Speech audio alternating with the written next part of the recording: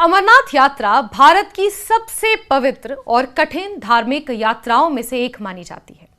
हर वर्ष लाखों श्रद्धालु भगवान शिव के दर्शन के लिए जम्मू कश्मीर की ऊंची हिमालयी पर्वत श्रृंखलाओं के बीच स्थित पवित्र अमरनाथ गुफा तक पहुंचते हैं। बर्फ से प्राकृतिक रूप से बनने वाला शिवलिंग इस यात्रा का मुख्य आकर्षण होता है, जिसे भगवान शिव का दिव्य रूप माना जाता है। धार्मिक मान्यताओं के अनुसार इस गुफा में भगवान शिव ने माता पार्वती को अमरत्व का रहस्य सुनाया था। यही कारण है कि इस स्थान को हिंदू धर्म में बेहद पवित्र माना जाता है और हर साल देश विदेश से श्रद्धालु यहां पहुंचते हैं।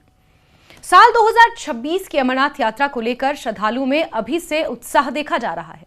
प्राकृतिक सौंदर्य, आध्यात्मिक ऊर्जा और रोमांच से भरपूर ये यात्रा केवल धार्मिक आस्था का प्रतीक नहीं है, बल्कि ये श्रद्धालुओं के धैर्य, साहस और समर्पण की भी परीक्षा लेती है।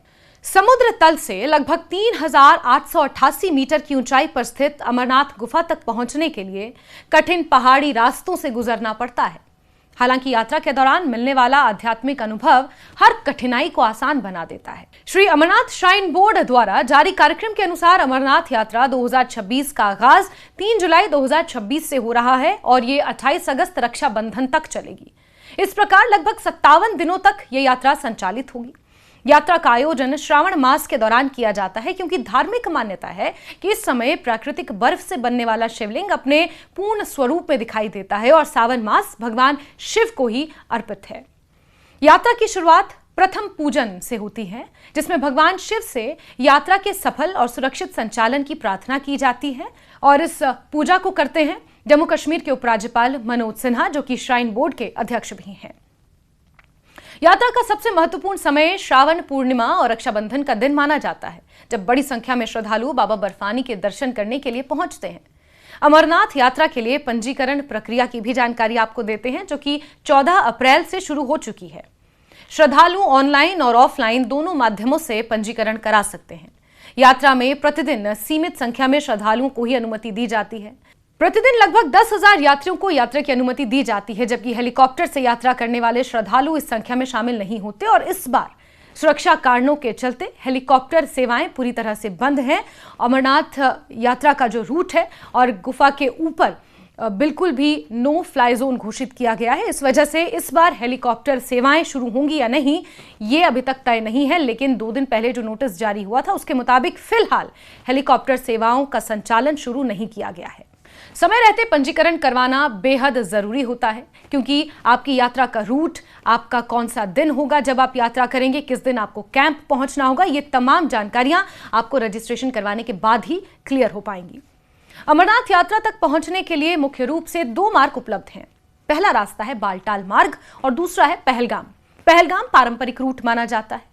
दोनों रास्तों की अपनी अलग विशेषताएं और चुनौतियां भी हैं। श्रद्धालु अपनी सुविधा, शारीरिक क्षमता और समय के अनुसार इसमें से किसी भी एक मार्ग का चयन कर सकते हैं। बालटाल मार्ग कंपैरेटिवली छोटा है, लेकिन ज्यादा कठिन माना जाता है, ज्यादा संकरा है, ऊंचाई ज्यादा है, यानी कि खड़ी चढ़ाई आपको चढ़नी पड़ती है। यह मार्ग सोनमर्ग के पास स्थित बालटाल से शुरू होता है और लगभग 16 किलोमीटर लंबा है। इस रास्ते पर चढ़ाई काफी कड़ी होती है और यात्री एक ही दिन में गुफा तक पहुंचते हैं और दर्शन करके वापस लौट भी सकते हैं। जिन लोगों के पास समय कम होता है या जो कम दिनों में यात्रा पूरी करना चाहते हैं, उनके लिए यह मार्ग उपयुक्त माना जाता है, लेकिन इसमें शारीरिक क्षमता ज्यादा चाहिए। हालांकि इसकी कठिन चढ़ाई के कारण अच्छी शारीरिक क्षमता होना जरूरी है, फिटनेस होना जरूरी है। दूसरा और पारंपरिक मार्ग पहलगाम है। यह मार्ग अधिक लंबा लेकिन प्राकृतिक सौंदर्य से भरपूर है। यह यात्रा चंदनवाड़ी से शुरू होती है, जो पहलगाम से लगभग 16 किलोमीटर दूर स्थित है। इस मार्ग की कुल लंबाई लगभग 36 से 48 किलोमीटर के बीच है और इसे पूरा करने में 3 से 5 दिन का समय लग सकता है। यानी आप पहलगाम में नुनवन बेस कैंप पहुंचेंगे, वहां से चंदनवाड़ी के बाद 4 अलग अलग पड़ाव हैं, उन्हें पार करते हुए आप यात्रा कर सकते हैं। मार्ग बेहद सुंदर और उसे पूरी तरह से सुरक्षित बनाया जाता है। लाइट्स की व्यवस्था रात के समय में की जाती है और ये रास्ता काफी खुला है और आसानी से, लेकिन समय थोड़ा ज्यादा लगता है, आप भगवान शिव के दर्शन कर सकते हैं। रास्ते में श्रद्धालु शेषनाग, पंचतारिणी और अन्य खूबसूरत पड़ावों से गुजरते हैं और इन हर पड़ावों का अपना एक महत्व है। हरे भरे मैदान, बर्फ से ढकी चोटियां, बहती नदियां और शांत वातावरण इस यात्रा को अविस्मरणीय बना देते हैं। परिवारों और समूहों के लिए यह मार्ग बेहद उपयुक्त माना जाता है। अमरनाथ यात्रा के लिए पंजीकरण कराना जरूरी है, मैंडेटरी है। इसके लिए श्रद्धालुओं को कंपल्सरी हेल्थ सर्टिफिकेट, जो कि आप किसी भी कम्युनिटी हेल्थ सेंटर यानी कि CHC से प्राप्त कर सकते हैं। यह प्रमाण पत्र अधिकृत डॉक्टर या अस्पताल द्वारा जारी किया जाता है, जो ये प्रमाणित करता है कि यात्री ऊंचाई वाले क्षेत्रों में यात्रा करने के लिए शारीरिक रूप से सक्षम है, और यह जरूरी है। पंजीकरण के लिए पहचान पत्र, पासपोर्ट आकार का फोटो, स्वास्थ्य प्रमाण पत्र जमा करना जरूरी होता है। पंजीकरण शुल्क लगभग 150 रुपए निर्धारित किया गया है। ऑनलाइन पंजीकरण श्राइन बोर्ड की आधिकारिक वेबसाइट के माध्यम से किया जा सकता है, जबकि ऑफलाइन पंजीकरण Punjab national bank, state bank of India, yes bank और जम्मू कश्मीर बैंक की निर्धारित शाखाओं में कराया जा सकता है। इसके लिए स्पेशल काउंटर्स बनाए गए होते हैं। यात्रा की तैयारी पहले से करना बेहद जरूरी है, क्योंकि ये यात्रा ऊंचाई वाले क्षेत्रों में होती है। इसीलिए यात्रियों को कम से कम 1 महीने पहले से शारीरिक तैयारी शुरू कर देनी चाहिए। हर रोज 4 से 5 किलोमीटर पैदल चलने का अभ्यास हो। योग और प्राणायाम करने से शरीर की सहन शक्ति बढ़ती है। ऊंचाई पर ऑक्सीजन की मात्रा कम हो सकती है, इसलिए फेफड़ों की क्षमता मजबूत होना जरूरी है। सामान की तैयारी भी यात्रा का महत्वपूर्ण हिस्सा है। यात्रियों को गर्म कपड़े, ऊनी जैकेट, दस्ताने, टोपी, रेनकोट और मजबूत ट्रैकिंग शूज साथ रखने हैं। मौसम कभी भी बदल सकता है। गर्मी के मौसम में भी तापमान 0 के आसपास ऊपर पहाड़ी पर पहुंच सकता है। इसके अलावा टॉर्च, पावर बैंक, दवाइयां, पानी की बोतल, सूखे मेवे और ऊर्जा देने वाले खाद्य पदार्थ साथ रखना लाभदायक माना जाता है। वाटरप्रूफ बैग का उपयोग करना भी उचित रहता है, ताकि सामान बारिश या बर्फ से सुरक्षित रहे। यात्रा के दौरान सुरक्षा नियमों का पालन करना बेहद जरूरी है।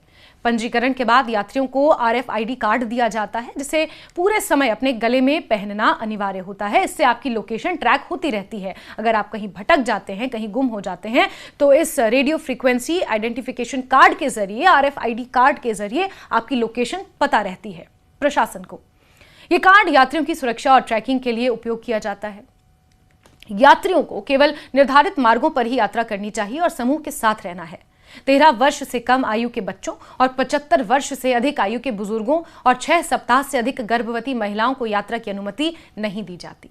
यदि यात्रा के दौरान किसी यात्री को चक्कर आना, सांस लेने में कठिनाई या अत्यधिक थकान महसूस हो, तो तुरंत चिकित्सा सहायता लेनी चाहिए। और वहां पर अलग अलग कैंप्स बनाए गए होते हैं, मेडिकल कैंप्स लगाए गए होते हैं प्रशासन द्वारा, और कुछ NGOs भी इस यात्रा के दौरान बढ़ चढ़कर अपनी सेवाएं देते हैं। मार्ग में हर 2 किलोमीटर पर चिकित्सा शिविर और सहायता केंद्र उपलब्ध रहते हैं।